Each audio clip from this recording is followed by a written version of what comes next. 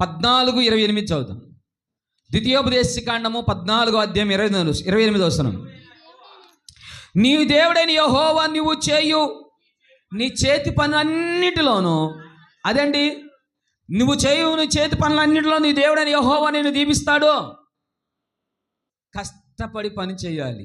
6 దినాలు, 6 దినములు మీరు కష్టపడి పని చేయాలి. 6 దినాలు శక్తి లోపం లేకుండా కష్టపడి పని చేయాలి. నేను ఇప్పటి వరకు చెప్పిన ఈ మాటలన్నీ కూడా 6 దినాలు, 6 దినాలు కష్టపడాలి, పని చేసుకోవాలి. ఏ ఒక్కరోజు పోగొట్టుకోకూడదు.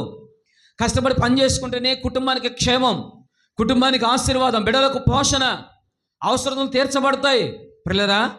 పిల్లరా బాగా ఆలకించండి. అమ్మ సహాయం చేసేదనో, నాన్న సహాయం చేస్తాడనో, లేకపోతే అన్నల సహాయం చేస్తారనో, మనుషులు ఎవరో సహాయం చేస్తారని మనుషుల వైపు నువ్వు చూస్తే మనుషుల సహాయం నీకు దుఃఖాన్ని మిగిలించిద్ది. మనుషుల సహాయం కాదు, దేవుని సహాయము. దేవుని మీద ఆధారపడి బ్రతకడం నేర్చుకోవాలి. దేవుని మీద, దేవుని వాక్యం మీద, దేవుని వాక్యం మీద నువ్వు ఆధారపడి బ్రతకడం.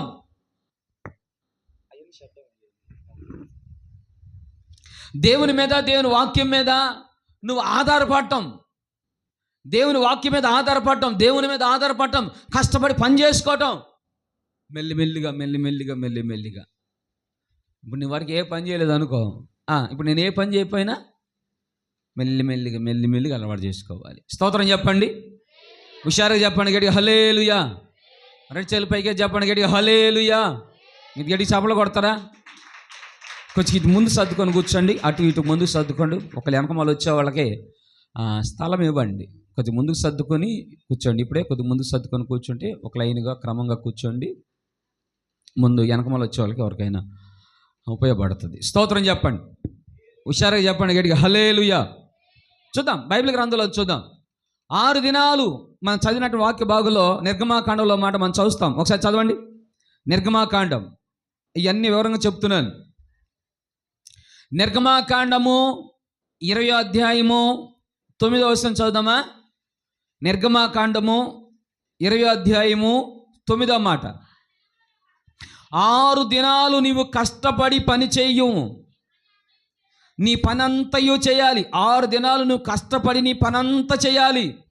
ఇదిగో 7వ దినం ఉందే, ఆదివారము, 7వ దినము పరిశుద్ధ దినము, విశ్రాంతి దినము అని చెప్పబడుతున్న వాక్యంలో మనం చూస్తే 7వ దినము నీ దేవుడైన యెహోవా విశ్రాంతి దినము. దానిలోని నీవైనను, నీ కుమారుడైనను, నీ కుమార్తె అయినను, నీ దాసుడైనను, నీ దాసి అయినను, నీ పశువు అయినను, ఎండలోనున్న పరదేశి అయినను ఏ పని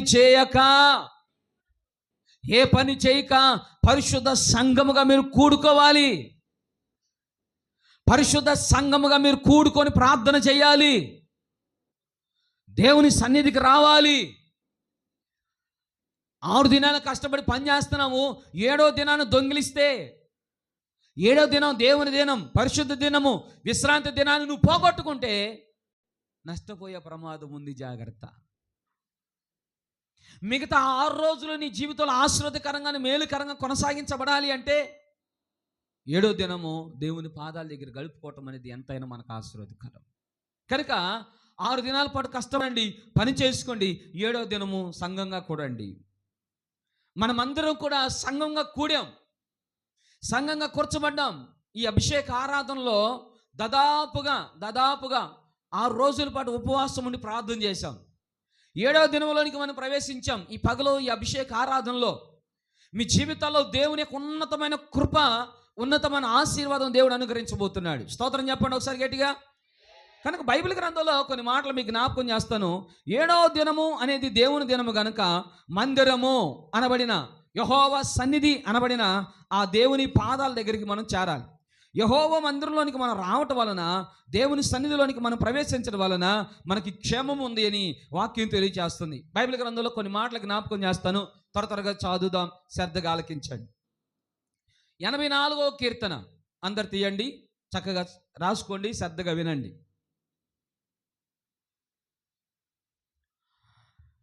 84వ కీర్తన 84వ కీర్తన 84వ కీర్తన 4వ వచనాన్ని మనం చూద్దాం ఒకసారి.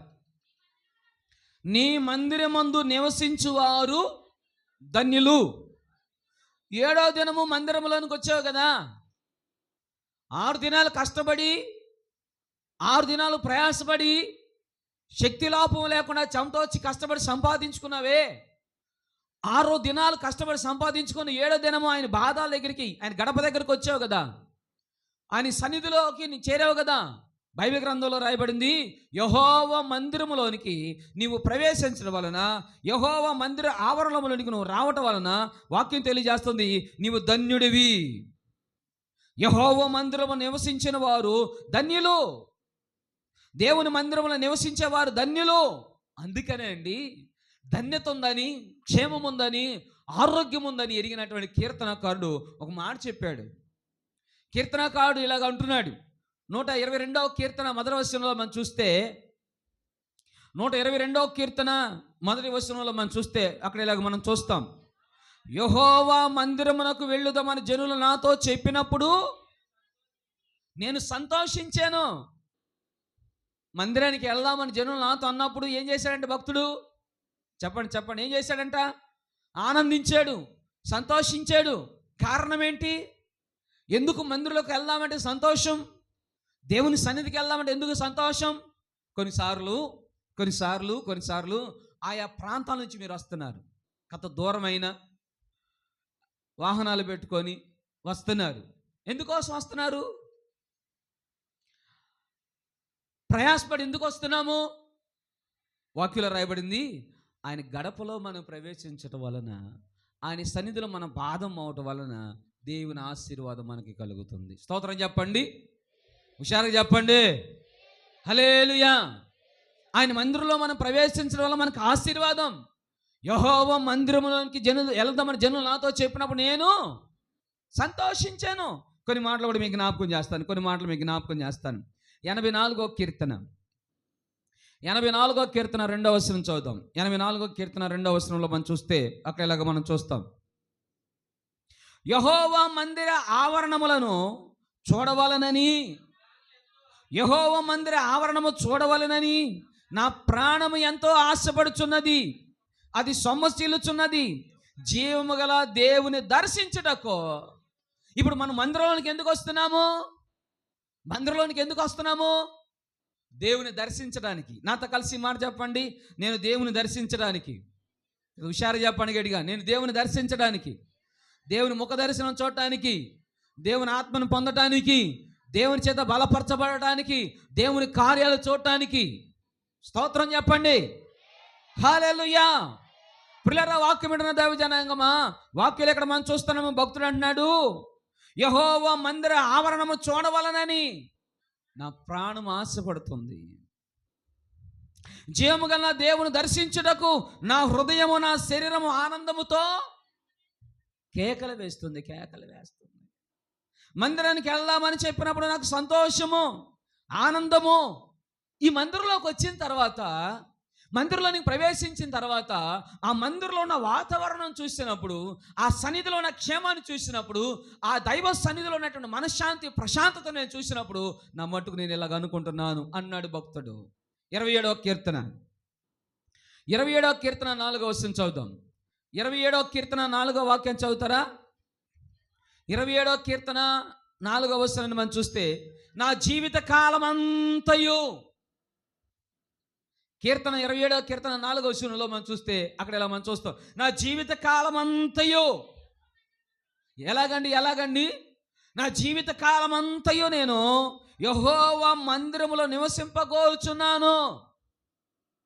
అడుగు పెట్టిన నేను నా జీవితాంతం ఎటుంటే బాగుండబ్బా, ఆయన సన్నిధిలో ఎట్టుంటే బాగుండబ్బా, ఇంకెంతకంటే సంతోషం ఏముంది అన్నంత ఆనందాన్ని అనుభవిస్తున్నట్టు భక్తుడు. స్తోత్రం కలుగునుగా. బయట సంఘ వెలుపల 6 దినాలు మనం పని చేసుకున్నప్పుడు, ఈ 6 దినాలు మనకు ఎదురయ్యే ఏంటంటే కష్టం ఎదురవుతుంది, కన్నీళ్ళు ఎదురవుతుంది. కష్టం, కన్నీళ్ళు, లేమి, కొరత, అసమాధానం, అసంతృప్తి, నెమ్మది లేని రాత్రి, నెమ్మది లేని జీవితం బయట ఎదురవుతూ ఉంటాయి. అనుభవిస్తాం. కొన్నిసార్లు గుండె పగిలిపోయేటట్లుగా వేదన పడతాం. జీవిత గమ్యం తెలియక, జీవితానికి ఒక గమ్యం తెలియక, బ్రతుకునావా ఏమవుతుందో అర్థం కాక జీవితం అగోచరంలోకి వెళ్ళిపోయి, నా పిల్లల పరిస్థితి ఏంటి, నా పరిస్థితి ఏంటి, నా జీవితం ఏంటి, అగోచరంలోకి వెళ్ళిపోతాడు, అనాలోచనలోకి వెళ్ళిపోతాడు బయట మనిషి. బయట రకరకాలైనటువంటి వేదన, రకరకాలైన బాధ మానవ జీవితాన్ని కదిలిస్తూ ఉంటుంది. కానీ ఇదిగో వాక్యం తెలియజేస్తుంది యెహోవా మందిరంలోనికి వచ్చినప్పుడు, దేవుని మందిరంలోనికి నువ్వు ప్రవేశించినప్పుడు సంపూర్ణమైన మనశ్శాంతి నీకు దొరుకుతుంది. చప్పలు కొట్టండి గట్టిగా, అందరూ గట్టిగా చప్పలు కొడతారు. హల్లెలూయా. ఆయన సన్నిధిలో నెమ్మది ఉంది. అందుకే భక్తుడు అంటాడు, నీ సన్నిధిలో నా హృదయమును నీలవలే కుమ్మరించునట్లు నీ పాదపీఠముగా నన్ను ఉంచుమా, నీ పాదపీఠముగా నన్ను ఉంచుమా. నిత్యుడని సన్నిధి, అందరు కలిసి పాడతారా? నిండుగాని తోడు నిత్యముంచి నన్ను చప్పట్లు కొడుతూ నడిపించుమా. నిత్యుడని సన్నిధి నిత్యముంచి నన్ను నడిపించుమా, నడిపించుమా, నడిపించుమా, నడిపించుమా.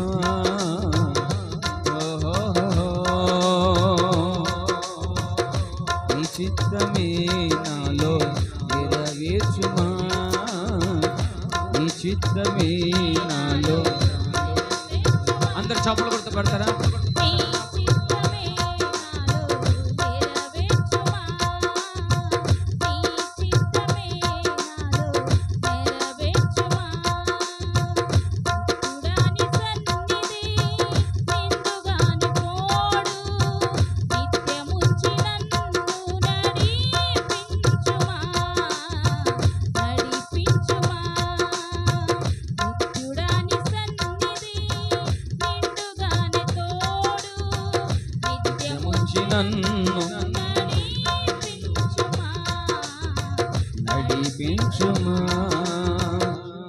హల్లెలూయా.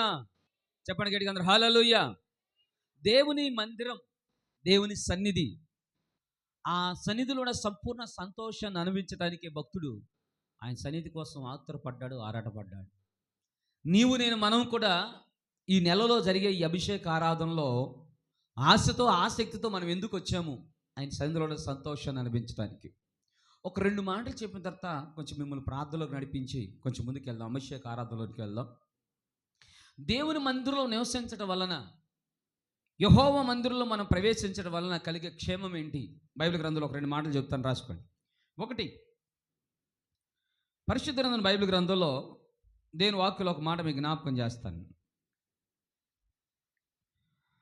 65వ కీర్తన, 65వ కీర్తన 65 వచ్చిన భాగం 4వ వచనం చదువుతారా? 4వ వచనం చూద్దాం. నీ ఆవరణములో నివసించున్నట్లు నీవు ఏర్పరచుకొని, ఎలాగండి? నీ ఆవరణములో నివసించినట్లు నీవు ఏర్పరచుకొని చేర్చుకున్నవాడు ధన్యుడు. నీ పరిశుద్ధ ఆలయము చేత, ఇక్కడి నుంచి మీరు మనసును పెట్టండి, నీ మందిరములోని మేలు చేత మేమేమవుతున్నాము? తృప్తి పొందుతున్నాము. ఇక్కడ నేను రాసుకున్న మాట, దీనికి ఇంకొక రెఫరెన్స్ కూడా చెప్తాను, ఇంకొక రెఫరెన్స్ చెప్తాను, రాసుకోండి. 36వ కీర్తన 8వ వాక్యాన్ని కూడా చూద్దాం. 36వ కీర్తన 8వ వచనం చూస్తే, నీ మందిరం యొక్క సమృద్ధి వలన వారు తృప్తి నొందుదురు. నీ మందిరం యొక్క సమృద్ధి వలన. ఇప్పుడు మందిరములో సమృద్ధి ఉంది, మేలు ఉంది. మేలుతో కూడిన సంతృప్తి. బైబిల్ గ్రంథంలో ఇక్కడ మనం చూస్తున్నాము, నీ మందిరములో మేలు చేత మేము తృప్తి పొంది సంతృప్తిగా బ్రతుకుతున్నాం. దేవుడు ఆయన సన్నిధిలో నువ్వు ప్రవేశించడం వలన, దేవుని సన్నిధిలోనికి రావటం వలన దేవునికి తృప్తిని ఇస్తాడు. కొన్నిసార్లు జీవితంలో తృప్తి లేక, సంతోషం లేక, కొదువుతో వేదన పడుతూ ఉంటాం. బైబిల్ గ్రంథంలో రాయబడింది నీ మందిరంలో నేను ప్రవేశించడం వలన సంతృప్తి చెందుతున్నాను, నేను మేలు పొందుకుంటున్నాను. బైబిల్ గ్రంథంలో మేలు పొందుకోవటము అనేటువంటి ఆ మాటలో దేవుడు నీకు మంచి ఆహారాన్ని ఇస్తాడంట. మంచి ఆహారాన్ని ఇస్తాడు, నేను పస్తు పొనుకొనివ్వడు. వాక్యంలో ఇంకొక మాట కూడా మీకు జ్ఞాపకం చేస్తాను. లూకాసు వార్త మొదటి అధ్యాయం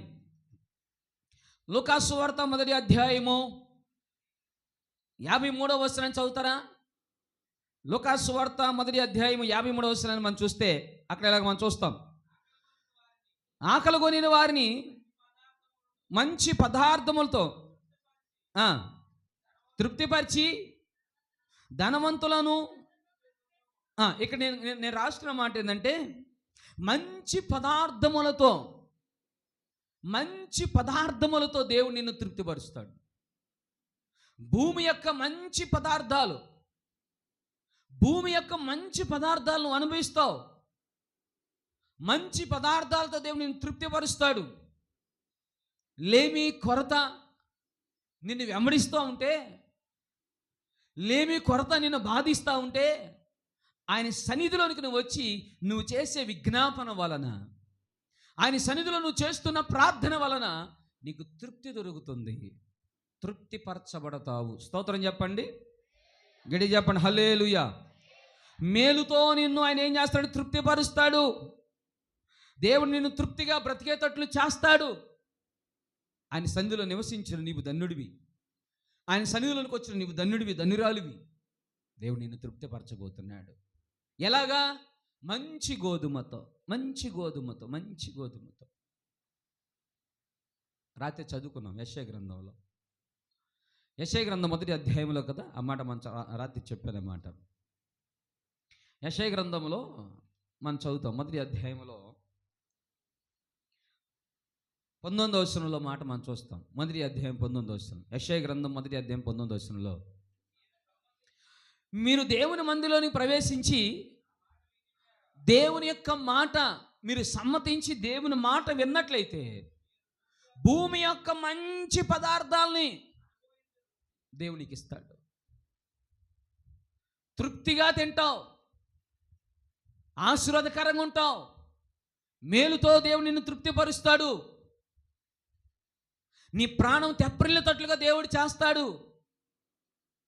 ఆయన నీ పోషకుడు. బైబిల్ గ్రంథంలో మనం చూస్తే, సరేపత్ అనేటువంటి ఊరిలో ఒక యదవరాలను దేవుడు పోషించలేదా? ఆమెను పోషించలేదా? దేవుడు ఆశ్చర్యకరంగా ఆమెను పోషించాడు. వాక్యం తెలియచేస్తుంది, మంచి గోధుమతో నిన్ను పోషిస్తాడు. రేపుడు గురించిన చింత నీకొద్దు. ఏమి తిందుమో, ఏమి తాగుదమో, ఏమి అనుభవించుదమో, రేపేమి జరుగునో దాని గురించి నువ్వు చింతించవద్దు. రేపుడు గురించి నువ్వు చింతించవద్దు. రేపేమి జరిగిద్ది, రేపు మంచి రోజులు వస్తాయా, రావా, రేపు నష్టం వచ్చిద్దా, మేలు జరిగిద్దా, రేపేమి జరిగిద్దో అని చింత నీ హృదయాన్ని కదిలించి వేస్తుంది కదూ, నీ మనస్సుని కదిలించి వేస్తుంది కదూ. రేపేమి జరుగుతుంది? బైబిల్ గ్రంథంలో రాయబడింది, రేపటి గురించి నువ్వు చింతించవద్దు. దేవుడే నిన్ను పోషిస్తాడు. నీ రెక్కల దేవుడు బలపరుస్తాడు. స్తోత్రం చెప్పండి, హుషారుగా చెప్పండి. ఈ మాటలు ఎవరికి అవసరం నాకు తెలియదు పిల్లరా.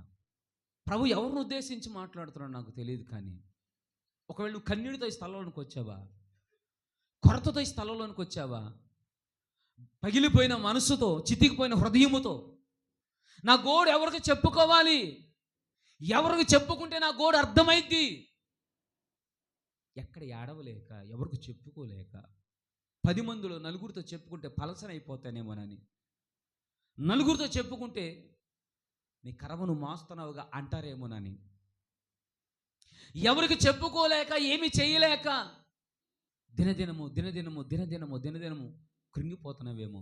నా బిడ్డ, ప్రభు నీ మనస్సుని, నీ హృదయాన్ని ఎరిగినవాడు, నా తండ్రి నీ హృదయాన్ని ఎరిగినవాడు, నీతో పాటు కూడా నీ పక్షాన్ని నిలబడి ఆయన కన్నీరు కారుస్తున్నాడు. నీతో కూడా నిలబడి నీ మనసును అర్థం చేసుకునే వ్యక్తి ఎవరు ఉన్నారు అంటే, నేను ప్రకటిస్తున్న యేసు ఒక్కడే. చప్పట్లు కొట్టండి గట్టిగా అందరూ. ఆయన నిన్ను పోషిస్తాడు. ఆయన నిన్ను పోషిస్తాడు. ఎలాగ పోషిస్తాడు? బైబిల్ గ్రంథంలో రాయబడింది, పేదరికం రానివ్వడు. నీకు పేదరికం రానివ్వడు. వాక్యంలో మనం చూస్తే నీకు పేదరికం రానివ్వకుండా దేవుడు నిన్ను పోషిస్తాడంట. కఠినమైనటువంటి పేదరికం రానివ్వకుండా, పేదరికం అనేది నీ దరిదాపులోకి రానివ్వకుండా దేవుడు నిన్ను పోషిస్తాడు. నువ్వు తినగా మిగులుండేటట్లు దేవుడు నిన్ను చేస్తాడు. నీ భూమిని ఆశీర్వదిస్తాడు. దేవుడు నీ స్థితిగతులను దీవిస్తాడు. ఉన్నతమైన క్షేమంతో నువ్వు నింపబడతావు. పరలోకపు ఆశీర్వాదాన్ని, పరలోకపు ధననిధిని దేవునికి ఇస్తాడు. బైబిల్ గ్రంథంలో మనం చూస్తే ఒక మాట రాయబడింది ఏంటంటే, పేదరికం రానివ్వకుండా దేవుడు నిన్ను పోషిస్తాడు అని. నువ్వు దేవుని మాట వింటే నీకు పేదరికం రానివ్వడు. దేవుడు నిన్ను పోషిస్తాడు. అలాగే నిన్ను పోషిస్తాడు. భాగ్యము సంపాదించుకోవడానికి దేవుడు నీకు సహాయం చేస్తాడు. కష్టపడటానికి దేవుడు నీకు శక్తినిస్తాడు. సామర్థ్యతనిస్తాడు. దేవుడు నీకు సామర్థ్యతనిస్తాడు, బలమునిస్తాడు. నీ ఎముకలు కండరాలను బలపరిచి నీవు పని చేసుకునేటట్లుగా దేవుడు ఉన్నత కృప నీకు దయచేస్తాడు. నిశ్చయముగా 128వ కీర్తనలో ఆ మాట వాడతాడు కదా. 128వ కీర్తనలో, నిశ్చయముగా నీవు నీ రెక్కల కష్టార్జితం నువ్వు అనుభవిస్తావు. నీవు ధన్యుడివి, నీకు మేలు కలుగును. నీవు ధన్యుడివి, నీకు మేలు కలుగును. నువ్వు ధన్యుడివి బాబు, అమ్మా, అయ్యా, నీవు ధన్యురాలివి, ధన్యుడివి. దేవుడు నిన్ను పోషిస్తాడు. దేవుడు నీకు పేదరికం రాని కూడా దేవుడు నిన్ను పోషిస్తాడు. నీవు ధన్యుడివి. దేవుడు నిన్ను ఆస్వాదిస్తాడు అన్ని విధాలుగా. ఆదికాండంలో మనం చూస్తామంటే చూడండి, 45వ అధ్యాయం, ఆదికాండం 45వ అధ్యాయం 11వ వచనం. ఆదికాండము 45వ అధ్యాయం 11వ వచనం చదువుతారా? 11వ మాట చూద్దాం. ఇంకను 5 సంవత్సరాలు ఇక్కడి నుంచి ఈ మాట గుర్తుపెట్టుకోండి. గనుక నీకును, ఎవరికండి? నీ ఒక్కదానికే కాదు బాబు, అమ్మా, నీ ఒక్కడికే కాదు, నీ ఒక్కదానికే కాదు. నీ కడుపు నిండితే కాదు, నీ కడుపు లేకపోతే ఇంకెవరికి కాదు. నా కడుపు నిండింది, ఇంకా నాకు పేదరికం, నా పిల్లలకు వచ్చింది పేదరికం అంటానికి లేదు. బైబిల్ గ్రంథంలో మనం చూస్తే ఏమన్నాడు? చదవండి ఒకసారి, గట్టి చదవండి అయ్యా. ఇకను 5 సంవత్సరాలు కరువు వచ్చును, నీకును నీ ఇంటికి, నీకును నీ ఇంటి నీ వారందరికీ, నీకు కలిగిన సమస్తమును, నీకు కలిగిన సమస్తాన్ని పేదరికం రానీయకుండా దేవుడు నిన్ను పోషిస్తాడు. నీకు కలిగిన సమస్తాన్ని దేవుడు పోషిస్తాడు. పేదరికం రానివ్వకుండా పోషిస్తాడు. కొరతతో బాధపడుతున్నావా? ఎలాగ నా జీవితం ఏంటి అని బాధపడుతున్నావా? అబ్రహామును పోషించలేదా? ఇస్సాకును పోషించలేదా?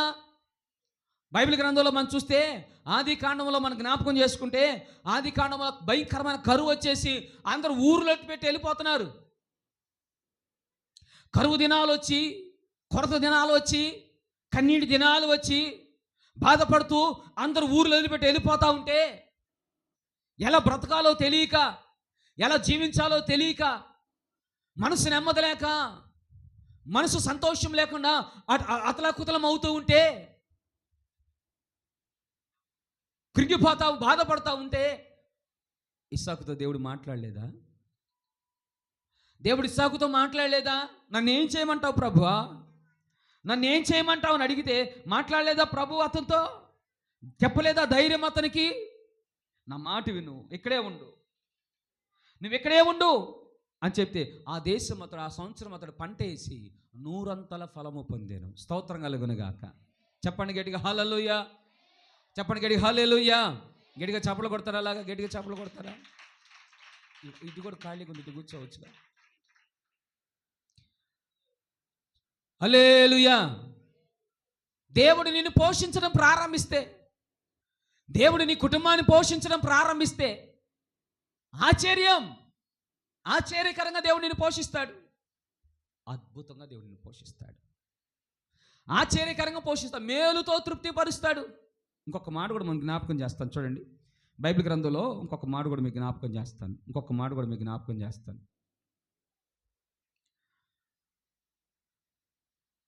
యెషయా గ్రంథం 56వ అధ్యాయము.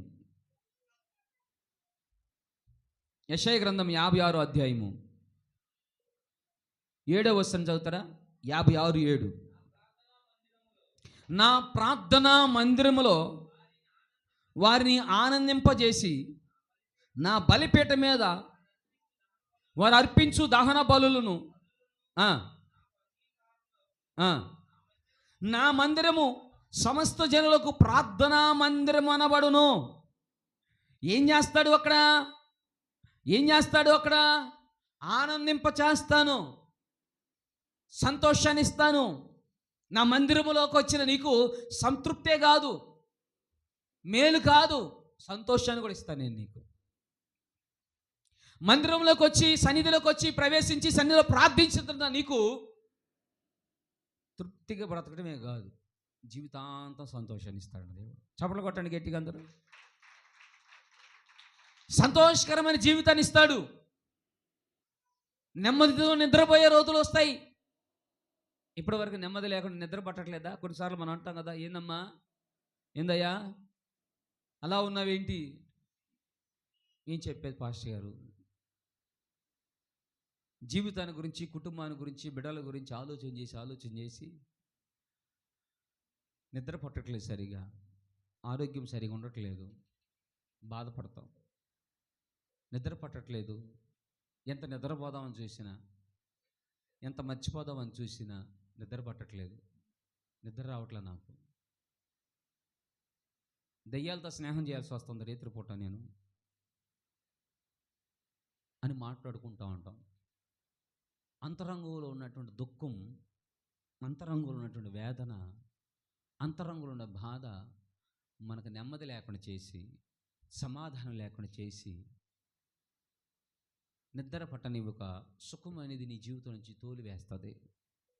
కానీ వాక్యం తెలియచేస్తుంది, దేని వాక్యం తెలియజేస్తుంది, ఇదిగో ఆయన మందిరంలోకి ప్రవేశించిన నిన్ను మేలుతో నింపటం కాదు, తృప్తిపరచడమే కాదు, సంతోషకరమైన జీవితాన్ని దేవునికి దయచేస్తాడు. సంతోషకరమైన జీవితాన్ని దయచేస్తాడు. అందుకే ఆయన సన్నిధిని ఎట్టి పరిస్థితుల్లో పోగొట్టుకోకూడదు అంటాడు భక్తుడు. ఆయన సన్నిధిని పోగొట్టుకోవద్దు. దేవుని మందిరానికి వెళుదామని జనులు నాతో చెప్పినప్పుడు నేను సంతోషించాను. ఎందుకు? ఇదిగో ఇందుకోసమే. ఎందుకు సంతోషించాడు అంటే ఆయన మందిరంలో ఒక్క దినము గడుపుట 1000 దినాల కంటే శ్రేష్టం. ఆయన మందిరంలో నేను గడపటం వలన నాకు నెమ్మది వస్తుంది, మేలు కలుగుతుంది, ఆశీర్వాదం కలుగుతుంది, సంతోషాన్ని అనిపిస్తున్నాను, సమాధానంతో నేను బయలు వెళుతున్నాను. నేనే కాదు, నా పిల్లలు కూడా పోషించబడుతున్నారు. నేను మిమ్ములను మీ పిల్లల్ని పోషిస్తాను అంటాడు. వాక్యంలో మనం చూస్తే, ఆదికాండంలో మనం చూస్తే అక్కడ ఒక మాట రాయబడింది చూడండి. ఆదికాండం 50వ అధ్యాయం 21వ వచనంలో మనం చూస్తే అక్కడ ఒక మాట మనం చూస్తాం. ఆదికాండము 50వ అధ్యాయం 21వ వచనంలో మనం చూస్తే, ఆదికాండము 50వ అధ్యాయం 21వ వచనంలో మన మాట మనం చూస్తే వాక్యంలో ఒక మాట మనం చూస్తాం. చదువుతారు ఎవరైనా?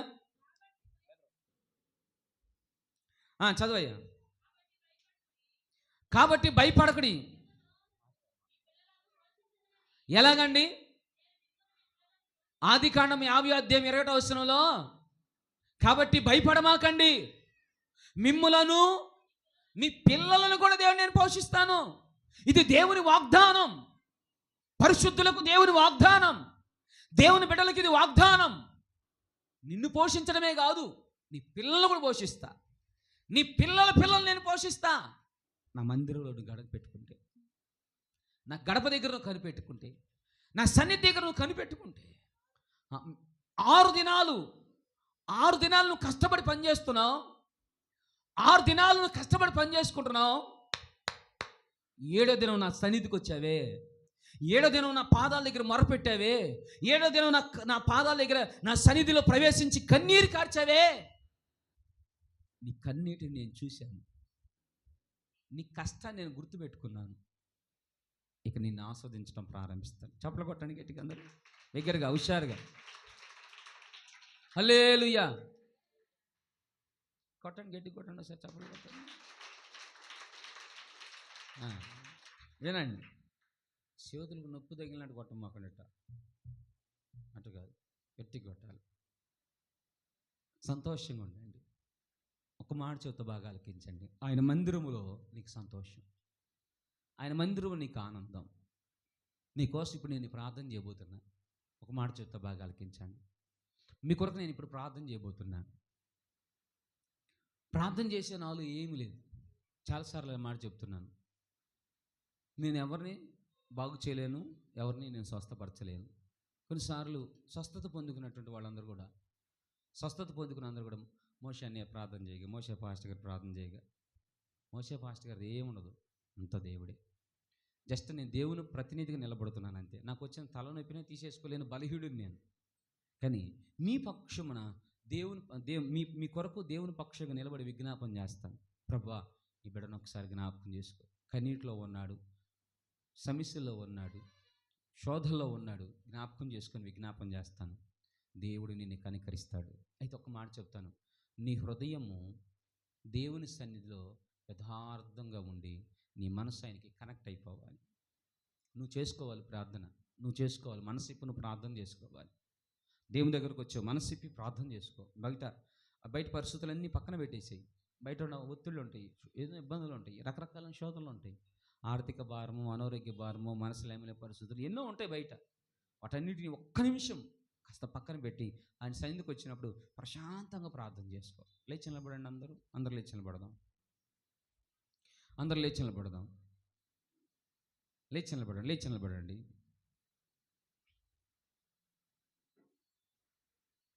దేవుడు నిన్ను ఒంటరివాడినిగా వదిలిపెట్టడు. లేచి నిలబడి కళ్ళు మూసుకొని చిన్న ప్రార్థన చేసుకుందాం. దేవా, మీరు ప్రార్థన చేయాలి. దేవా, ఒక్కసారి నా కుటుంబాన్ని జ్ఞాపకం చేసుకోయ్యా.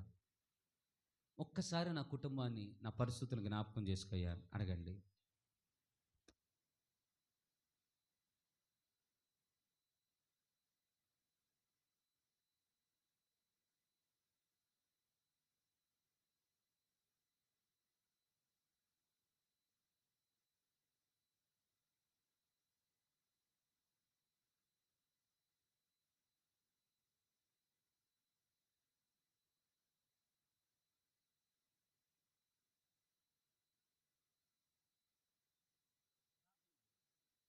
ప్రార్థన చేసుకోండి.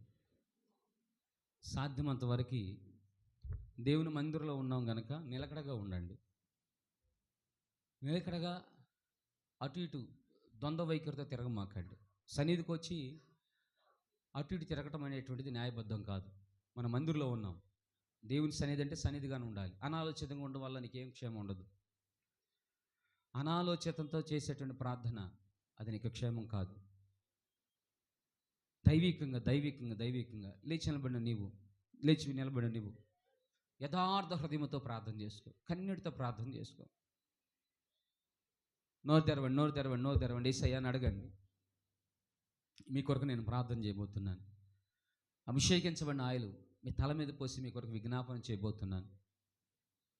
ప్రభు మిమ్మల్ని దర్శించినట్లు, పరలోకమందున దేవుడే మీ మీద తన ఆత్మను కుమ్మరించినట్లు ప్రార్థన చేద్దాం. హల్లెలూయా జీసస్.